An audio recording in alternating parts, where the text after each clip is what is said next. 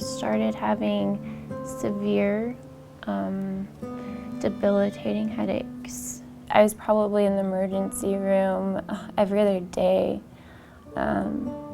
just screaming in pain. I had ambulance coming to my house constantly, picking me up, taking me in.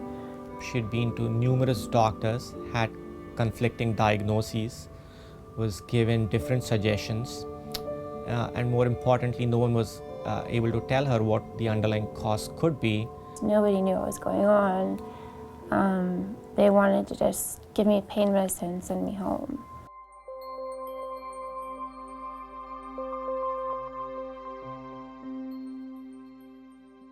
Pseudotumor cerebri is a condition in which there is elevation of pressure inside the brain.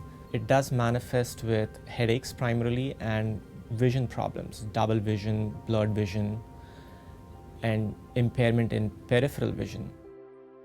And if this is not treated in a timely manner, you can have permanent visual loss. So it's something that does need to be addressed immediately when discovered. I had neurosurgeons coming in saying, we have your diagnosis, you have pseudotumor, but it's time to have a shunt put in. A shunt basically is the insertion of a small tubing into the brain or in the spinal cord that drains a little bit of excess fluid to lower the pressure. At that point I said, I don't want a shunt. I'll do anything to not do that. And I had met a neurosurgeon there that had told me about Johns Hopkins and a research study being done.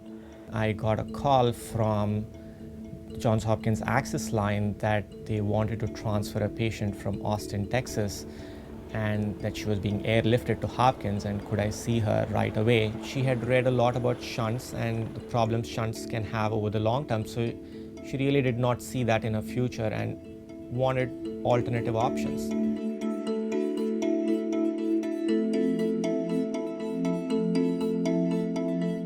What we found is that dilatation of the nerving, enlargement of the vein using a metal stent can resolve the problem permanently and therefore avoid the need of surgery.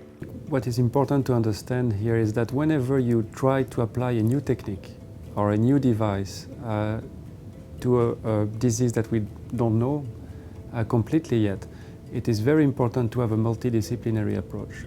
And it's only when we have a consensus that the whole group agrees this is the best option for our patient that we will come to our patient and propose the procedure. We as a group felt that the stent was the right thing for her. She did fit the criteria we use before we proposed the stent procedure. First, she had bilateral stenosis of her transverse sinuses. She had failed the conventional medical therapy, and she was actively losing vision.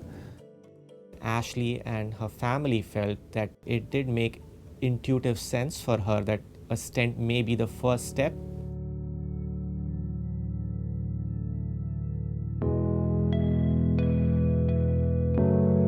In her cases, the likelihood of needing surgery is very, very small. Probably she will never need surgery.